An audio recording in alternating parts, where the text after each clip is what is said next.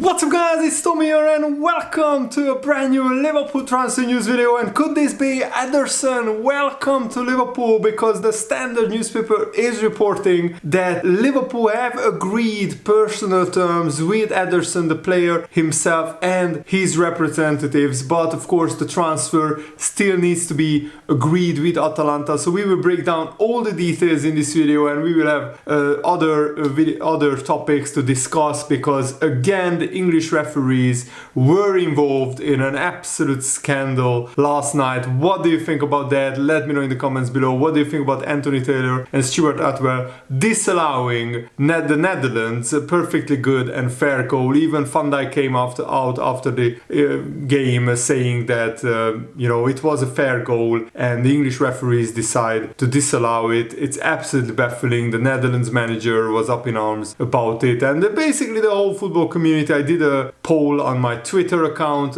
Follow me if you haven't already. It's TomLFC7 on Twitter. But now let's talk about Ederson, because that's the main topic of the video. But I just want to hear your opinion about the refereeing scandal in the France-Netherlands game, and also what do you think about Ederson, because his worth is around 38 million pounds, and he has been linked very heavily with Liverpool, who are the most interested in Ederson. And according to the Standard newspaper, we have already agreed personal terms with Ederson, so his contract is agreed. We just need to agree a transfer fee with Atalanta. And Ederson even spoke out on the speculation. He said it always happens when the market opens that all speculation comes. He told the Spanish newspaper AS, not only about my future but also for many players. When I received my call up to the Brazilian national team, I told my wife and my agents, look, now I'm going to the national team, so you have to deal with what comes and what doesn't come. Now I'm going to focus on the national team. It's my first call up, so my head has to be 100% there, and then I will think about my future. So probably Ederson will only move after the Copa America is finished. But it's not unheard of that Liverpool send medical people and representatives of Liverpool to the Copa America, and Ederson between games does his medical. It happened before with other players. The most likely scenario is that we negotiate with Atalanta while Ederson is at the Copa America, and then after the Copa America, Ederson's transfer will be finalized, hopefully to Liverpool. Ederson said, I'm very happy at Atalanta. I've just won a great title. I'm very well integrated. My future is something that doesn't worry me. I'm worried about doing well with the Brazilian team, leaving a positive impression, making sure everybody knows me here just like everybody knows me in Italy. Very focused, very happy, trying to make the most of this moment with the national team. And this is a huge tournament for the Brazilian national team, because they haven't done well in the recent World Cups and in recent Copa America tournaments. So they really need to turn up and show up. I trust my agents, Ederson has said. I have an agent who has been with me for over 13 years. So the moment he thinks something positive is going to happen, he will tell me, and we are in contact about that. We talked a lot about taking advantage of this moment. Right now I'm doing very well at Atalanta. So he is hinting that he wants a big move to a big club, because this is the right time. Ederson won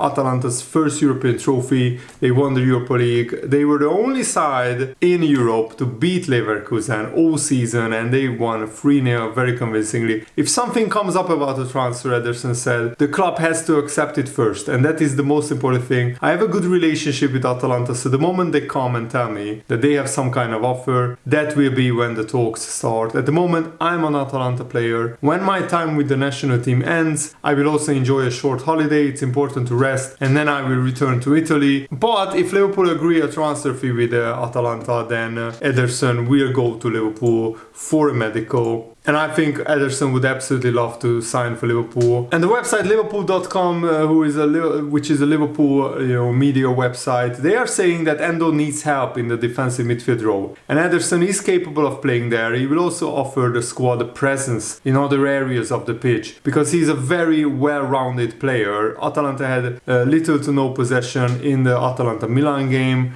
that this expert watched, and he was mostly sitting out of the defense to break up play. But also offer moments of relief as he burst forward with the ball or baited his opponents into fouling him. So Ederson is a box-to-box midfielder, but he can play the defensive midfield role very well.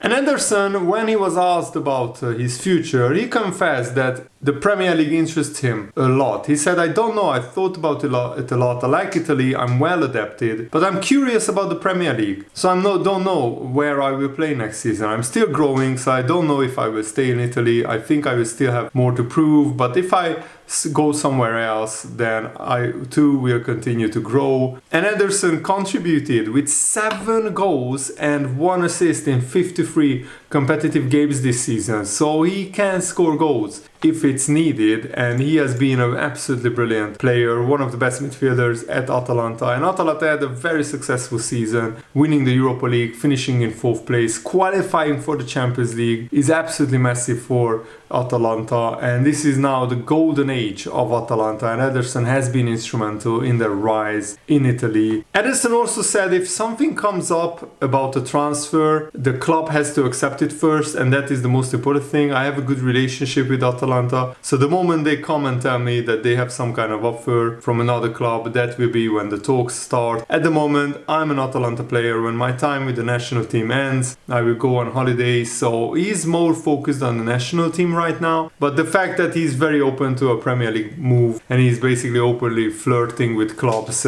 trying to get him is a really good and encouraging sign. And also the fact that Liverpool agreed personal terms already with Ederson should make this transfer pretty smooth, because first you need the player's approval that he wants to sign for you, and then I think it will be just if Liverpool agree a transfer fee with Atalanta, hopefully they won't ask for too much money. And Liverpool need a defensive midfielder. We have Wataruendo, we have Bajcetic, potentially we have Trent Alexander-Arnold, even though I'm still not convinced that defensive midfield is his best position. If Liverpool are going to play the 4-2-3-1 formation, then we will need to play with a double pivot, and having just 2 players, Endo and Bajcetic, as our main defensive midfielders, that's way short. Yes, Gravenberch can play there, Curtis Jones can play there, but that's not their best positions, and Ederson would definitely help with the squad depth in this area. And let's look at what kind of player Liverpool are getting if we are signing Ederson. He plays with a tenacity and physicality that in some games the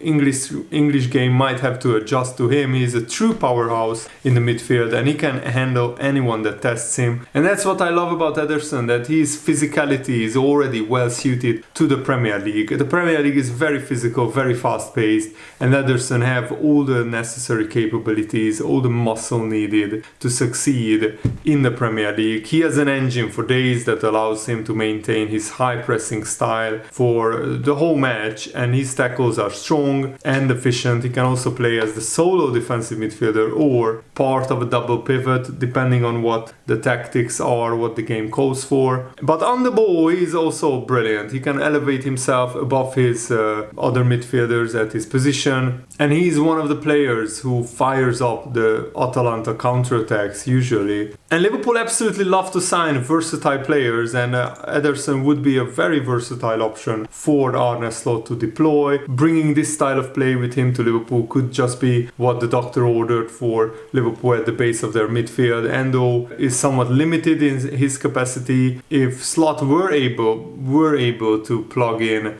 Ederson, that could potentially elevate the likes of Szoboszlai, Gravenberch, Jones to go and do the attacking side of the play from midfield, and Ederson could unlock Szoboszlai and Gravenberch. They could be more focused on getting forward and doing damage there. Szoboszlai too many times have played a lot of defensive roles in the midfield, and I think that's not Szoboszlai's best game. I would love to see Szoboszlai as a number 10 in the 4-2-3-1 formation, where he has license to attack. Look at his last season at Leipzig, where he scored so many goals and got so many assists, and he didn't have a lot of defensive responsibilities. He was playing as an attacking midfielder, going forward, banging the goals, getting assists. And Ederson has great stamina, so he would have no problem to adapt to Arne Slot's high pressing, really high tempo playing style. Picture a double pivot in Arne Slot's 4-2-3-1 that had as potentially Ederson as the one defensive midfielder, Trent Alexander-Arnold as the right-sided defensive midfielder. That could be a dynamic but also well-balanced pairing at the base of the midfield.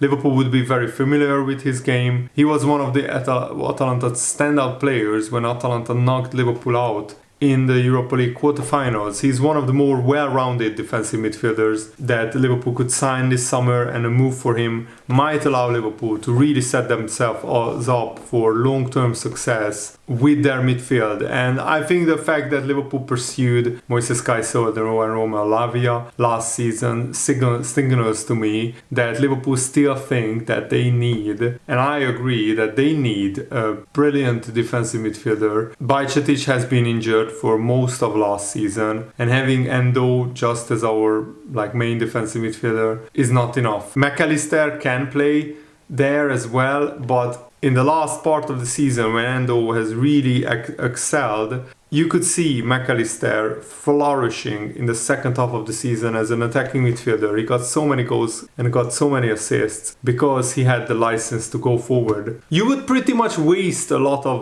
McAllister's talents if you used him as one of the double pivot, as a defensive midfielder. And Arne Slot's first game in charge of Liverpool FC will be a pre-season friendly against Real Betis on the 27th of July, part of the USA Tour. We will also play Arsenal and Manchester United in that week.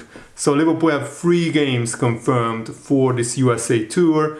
And then Liverpool also confirmed when Arne Slot will make his Anfield debut. He will make his Anfield debut on August the 11th, 1 week before the Premier League starts, against Sevilla. So usually Liverpool have a final home game at Anfield where the Liverpool fans can see the team in action, and that will be the first taste of Arne Slot, the first taste of Anfield for Arne Slot and his backroom staff. So I'm already really looking forward to the pre-season games. But now I want to talk about the Euros as well, because my home nation Hungary played really well against Germany, but again the referee made a horrendous error where Orban, one of our best centre-backs, was clearly fouled by Ilkay Gundogan.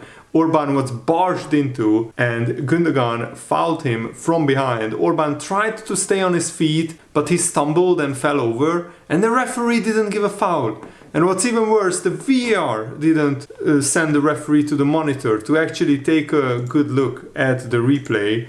And then from the next pass, Germany scored, and that was 1-0 Germany, and it was really hard for Hungary to recover from that. But we actually created more chances than Germany in the first half, and we actually had a lot of good chances even in the second half. The XG was 1.5 for Germany, 1.2 for Hungary. So I think a draw would have been a fair result. But in the end, Germany scored a brilliant second goal where Hungary didn't track the runner and of Musiala, I think, or did Musiala score the first goal? Yeah, I think that was it. And Germany won 2-0. So Hungary they are on the brink of getting knocked out from the group stages. They need a victory against Scotland, and they also need for other group stage results to go their way to have a slim chance of qualifying. We gave 1/2 to Switzerland in the first game where we just didn't turn up. We were lethargic, not pressing enough, not high intensity, and Hungary lost that first half 2-0.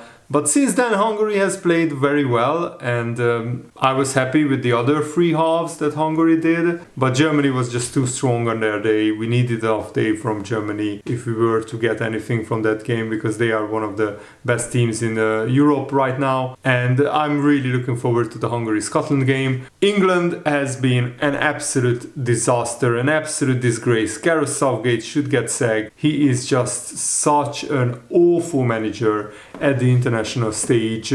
Playing defensive football after 20 minutes, going 1-0 up, is an absolute disgrace. England should be absolutely destroying teams. They should be very aggressive, high pressing. They should be playing like Germany. They attack for the full 90 minutes and they try to score as many goals as possible. And England still has a pretty okay defense, but I don't understand this mindset that if you go 1-0 up, you just sit back for 70 minutes. And Denmark could actually have beaten England because they were playing better. England played the two most boring games at the Euros, and that says it all about Southgate. So I just wanted to get off my chest, and I also want to hear your opinion. What do you think about Southgate and England? Let me know in the comments below. And we already touched on the France-Netherlands game. It was a good game, by the way. France were probably the better team. They created more chances. Griezmann missed some absolute sitters. The Dutch goalkeeper saved some brilliant chances from France. But then the Dutch scored a perfectly good goal. Xavi Simons. It was the best moment of his life. And the referee, Anthony Taylor, and the VAR referee, Stuart Atwell, two absolute clowns from England, take that goal away. And they robbed the Netherlands. I mean, these referees are just absolutely awful. Why on earth did UEFA call up English referees? Have they not watched the Premier League? Have they not watched the weekly shit show that the referees are doing in the Premier League? They are not fit to lace the boots of the European referees. Apart from that Dutch referee who, of course, didn't give the foul against Orban when Hungary got robbed against Germany. But all the other referees have been pretty decent. And it's so predictable that the English referees are involved in the biggest refereeing scandal in the Euros, the biggest shambles, the biggest mistake. And the English referees are at the heart of it. I'm just absolutely sick and tired of them. And I hope that they somehow kick half of them out of the Premier League, because they shouldn't be refereeing in the Premier League. They are just not good enough. They should be refereeing in Sunday League. Actually, the Premier League should hire foreign referees to come in and to show the English referees how it's done properly. Because refereeing for 95% of the Euros has been brilliant. Apart from, of course, these two mistakes that we talked about. And let me know what you think in the comments below. Thanks for watching, guys. Hope you enjoyed this. Have a nice day. See you later. Goodbye.